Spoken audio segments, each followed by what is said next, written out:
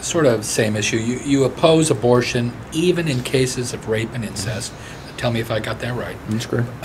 Please tell us why and whether, as governor, you will push hard for laws to curb abortion. How hard will you work on that issue? Well, I'm pro-life, and because I believe it's an unborn child.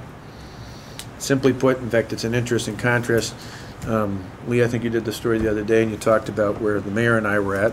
Obviously, talked about how I'm pro-life across the board. Talked about how the mayor is not. And, for example, was the only member of the House to vote against the ban on partial birth abortion, Democrat or Republican alike, but pointed out one other bill that actually makes my point for your question.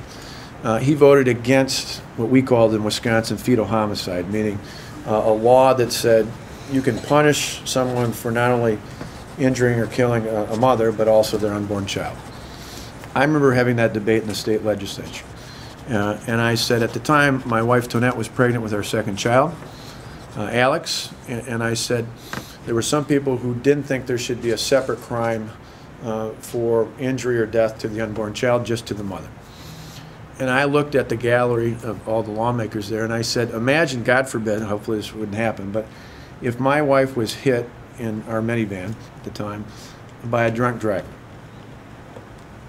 and which is another issue we've talked about, horrendous, which is unfortunately multiple drunk drivers oftentimes do that, hit her, injured her, and in the course of it crashing into our minivan, hit my wife, and that caused us to lose our child.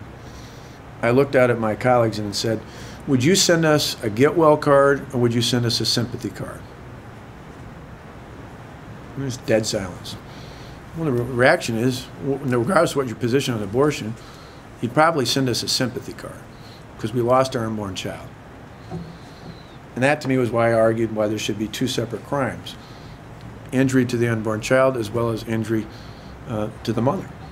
Now, I get that people of goodwill can have a different opinion as to what the role of government should be on that. But my point is, why I have that position is, I believe that in our heart of hearts, we believe that's an unborn child. Now, per your question as to what to push, we all know that's not what's going to be the debate in terms of what the next governor is. There's already a law in the books, and there's already a decision that's far from being changed in terms of the Supreme Court and in terms of Roe v. Wade. The more practical issues are things simply like, should taxpayers' funds be used to provide abortion-related services? And I say no, I don't believe they should, and I believe the majority of people, even those who might call themselves pro-choice, generally believe that that's a legitimate position of the government to say, I'm not going to tell somebody else what to do, but I don't believe taxpayers' funding should be directly used to support abortion. Is that occurring now? What's that? Tax-funded support for abortion No, in Wisconsin? it's not. Okay.